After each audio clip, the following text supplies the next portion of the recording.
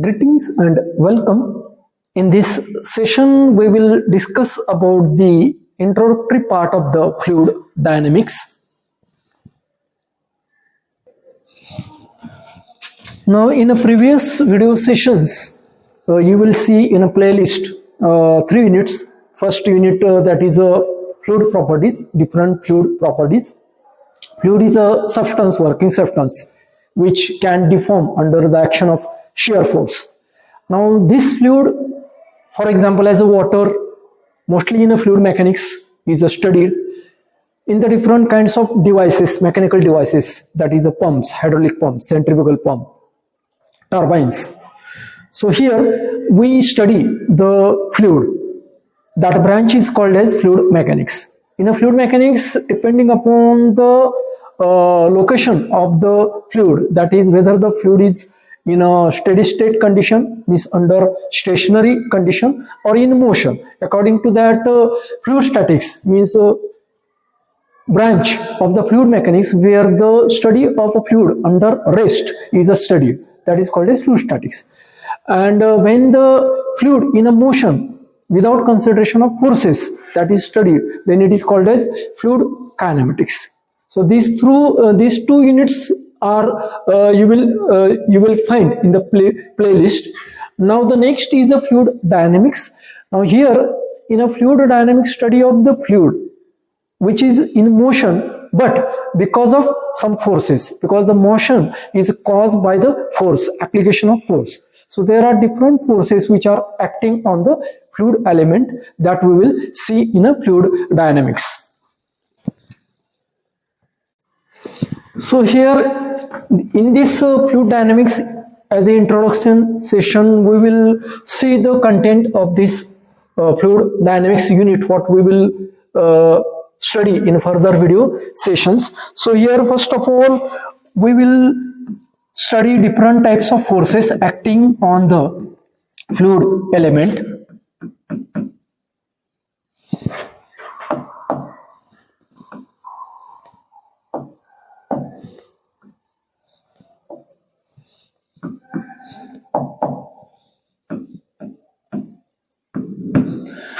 So fluid, when is flowing, it is subjected with different kinds of forces. Now depending upon its motion, then viscosity, nature of the fluid, capacity of that fluid which is carrying, that is a power capacity, different properties are there. So here are some forces, that is a gravity force, pressure force, force due to turbulence, force due to compressibility, then force due to surface tension, and due to turbulence. So these are the different types of forces which are acting on the fluid element that will be studied, and then consideration of these forces along with Newton's second law of motion, that is what force, summation of forces is equal to ma. M means mass of the fluid, A is the acceleration. So by consideration this, we will find the equation of motion, that is generalized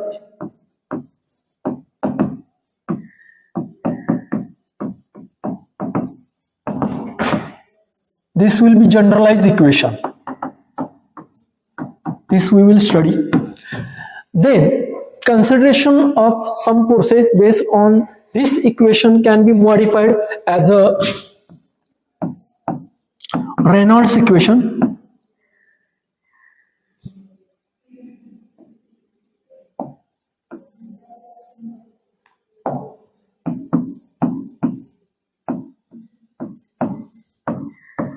Reynolds equation, Navier-Stokes equation,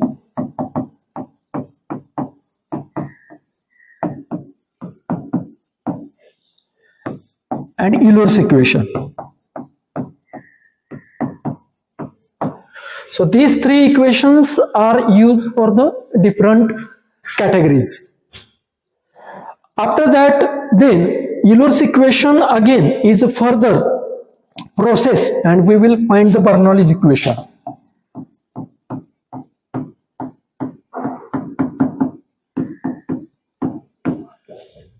Bernoulli's equation.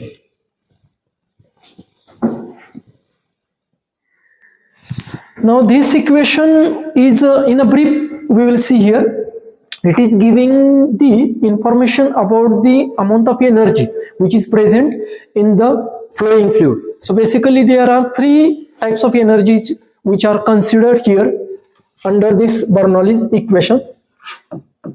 First is pressure energy, that is given in terms of height. We say it as a head also. Its measurement unit is a meter. So P by rho g is a pressure head plus V square by 2g is a kinetic head or kinetic energy, pressure energy, kinetic energy. And third one is a datum head. It is also called as potential energy. It is due to elevation or height. So these summation of these three energies, that is called as total energy. Total energy. And this total energy under ideal condition.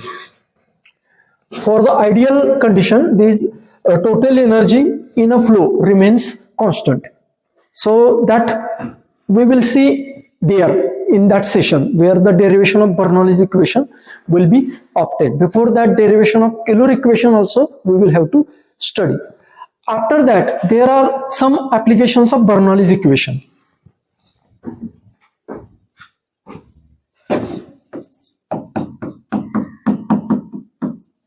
Applications of Bernoulli's equation. So here mainly three applications we are going to see in a further video sessions. Venturimeter,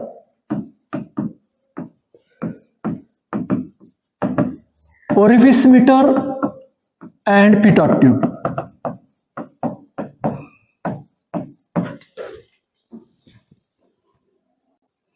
Now here venturimeter is a device which is used to measure the discharge in industrial applications where the discharge is very high. So in such cases it is not possible to use a conventional way of measurement of discharge.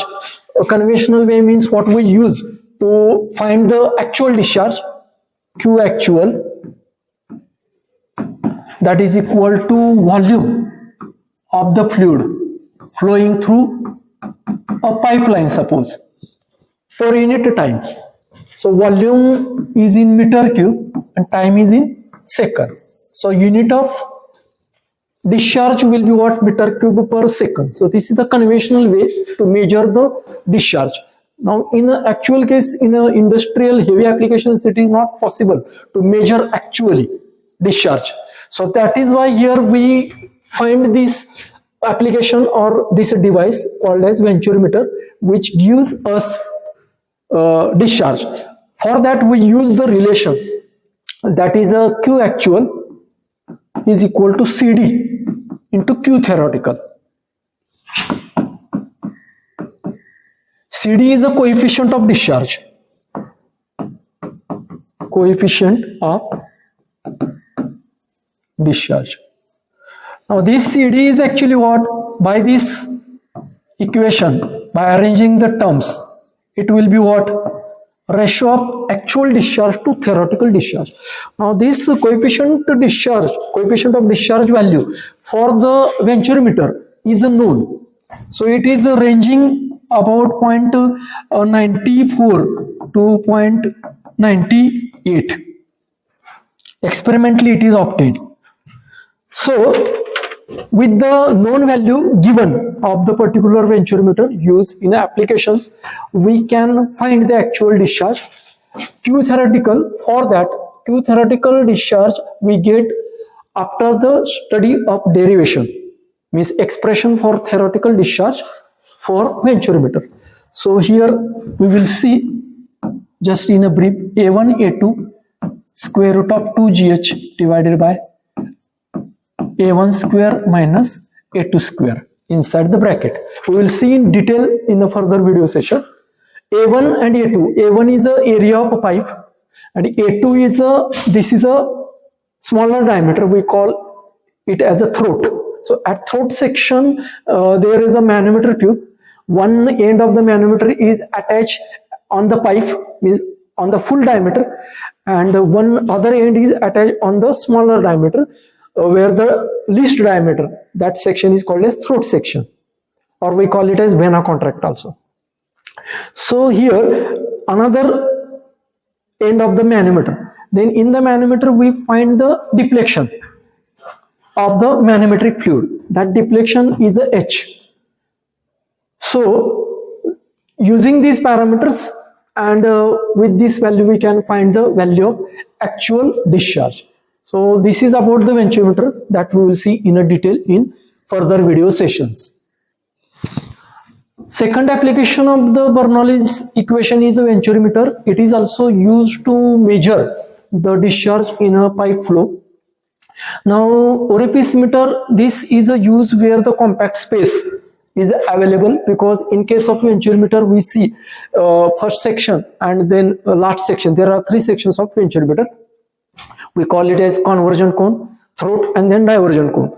So convergent cone and divergent cone, that length is a big in a size. So wherever a compact size, there we can't go for the venturimeter.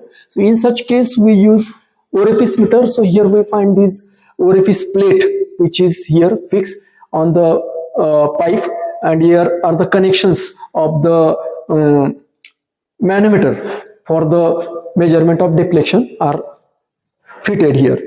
So by using this Orificemeter, again the same formula we use, that is Q actual, means actual discharge is equal to coefficient of discharge into theoretical discharge. Formula is same, but only here difference is what? A1 will be pipe area and A2 will be orifice area, means in this orifice plate there is a small aperture or hole, we call it as a orifice. So that area we consider. H is a manometric deflection. Now in this case, CD means coefficient of discharge value for the Orificemeter is ranging 0.64 to 0.66. Now coefficient of discharge value for the Orificemeter is lesser than the venturimeter. For the venturimeter it is about 0.98 and here it is about 0.66. This is because here more loss of energy take place, because here the small hole is there. So there is a sudden contraction, you say, from the large diameter to small diameter. So that is why here loss of energy is taking place. This we will see in a detail in that particular individual video session. So this is about the Orificemeter. Third application is a pitot tube. Pitot tube is used to measure the velocity of the flow. So here in the application we can see under the water submarine is moving. So to measure the velocity of submarine or speed of the submarine, here pitot tube is fitted at the bottom portion of the ship, of the submarine. So here this is the application also in case of pipe flow. Pitot tube is also used to measure the flow velocity. So for that the formula is used, V actual is equal to CV into V theoretical. V theoretical is a theoretical velocity, V actual is actual velocity. V theoretical velocity is given by the formula square root of 2gh, and CV is a coefficient of velocity and its value for the pitot tube is taken as a 0.64. So all these applications of Bernoulli's equation we will see in a detail in further video sessions. Now the parameters which come across during the study of these three applications, these are called as hydraulic coefficients. Already to what we have seen, CD is a coefficient of discharge. It is a ratio of actual discharge to theoretical discharge. CV is a coefficient of velocity, that is a ratio of actual velocity to theoretical velocity. And third hydraulic coefficient is a coefficient of contraction, CC. It is a ratio of area of jet at vena contracta to the area of the orifice. For that, here is a diagram we will see. This is an orifice plate, suppose. So this is a small hole which is made in the orifice plate. So when the flow is passing through this hole, then here this fluid flow is in the area form getting contracted, and then it is getting enlarged. So where the least diameter of the fluid is taking place, that place is called as vena contracta. So this reduction of area at the vena contracta, that is taken here in this formula, and area of the orifice means area of this hole. So this is what third parameter, that is coefficient of contraction. So these three are called as hydraulic coefficients. So in this way we have seen in a brief the information regarding the fluid dynamics, what we are going to see in a further video session. Let us see first video session of this first video session of this topic, that is a consideration of different forces acting on the fluid element. Let us meet in the next video session. Thank you.